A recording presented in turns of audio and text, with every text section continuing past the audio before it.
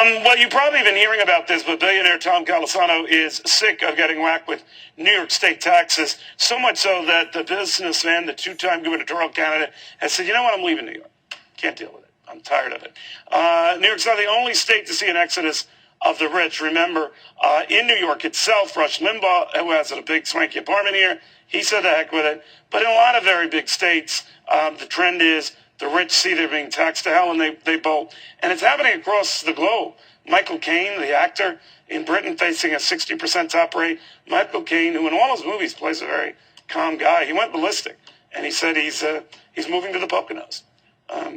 No, he didn't. I was just saying if you're paying attention. Matthew Weinstein is joining me right now. He's with the Baltimore Regional.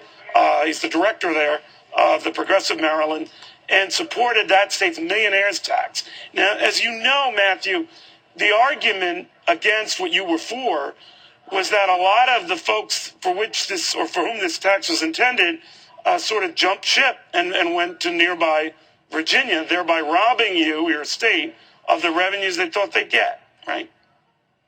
Well, Neil, let me, if I may, put this in context, because, you know, nobody wakes up in the morning and says, I hate millionaires, I want to raise their taxes and drive them out of the state.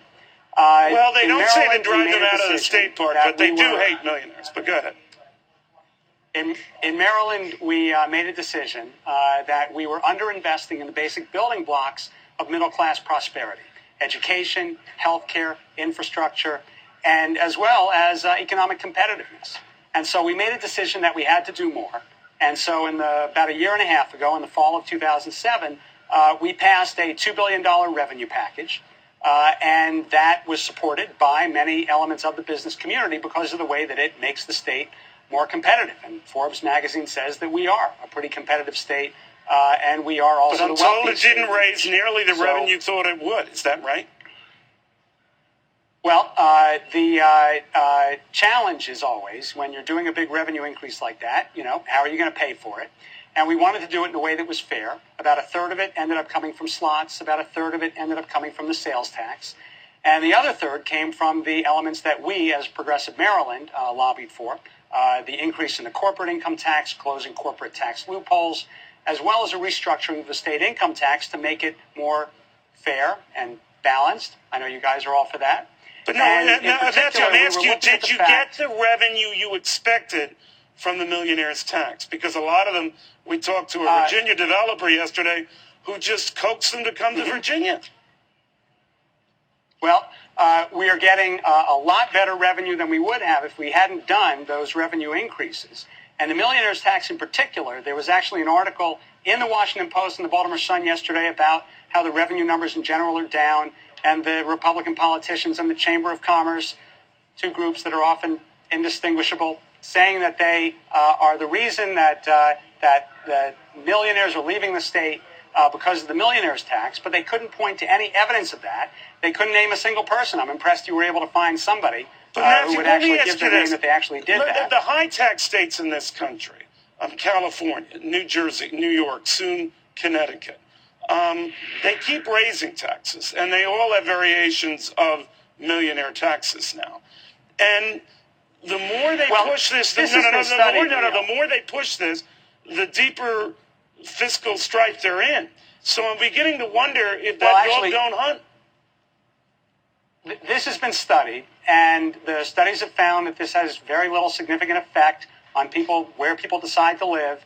And in fact, in the Baltimore Sun article, they quoted an accountant who serves high-end clients who said his millionaire clients couldn't care less what the tax rate is. I'm not debating that. What I'm debating is that, I wish we had more time, but what I'm debating here is now all these high-tax states that are pushing, higher taxes still, they're still doing a crappy job, right? They're still hurting. So I'm saying that if higher taxes were we're helping them, they have a pathetic way of showing it, right?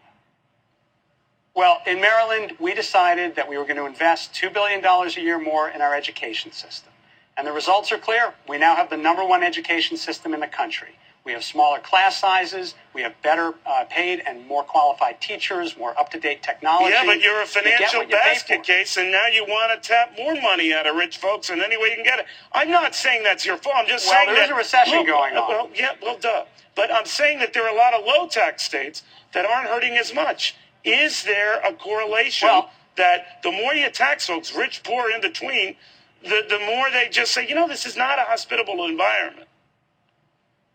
Well, if the argument that you're making were true, then Fox Business Network would probably be headquartered in Alabama or Mississippi. Would be fine with me, but I'm right. No, frankly, it's the hot dog vendors that keep me here. The fact of the matter is that taxes are near the bottom of the list when businesses and individuals decide where they're going to locate. And I'll be honest with you. What I wrote in my letter to the editor in the Baltimore Sun today was that, frankly, it's a slander against upper-income Americans and upper-income Marylanders to say that they are so uncivic-minded and unpatriotic that they're going to move out of the state when somebody tries to raise their taxes. You are equating patriotism and civic-mindedness with paying a lot of money, which are is dumb. Matt, listen, I know you can hear me, Matt. I know you can. So hear this. They're doing their part. Stop. I want you to answer this. And we should be thanking them for that. All right, Matt. Not insulting them. All right, Matt, cut him. He's a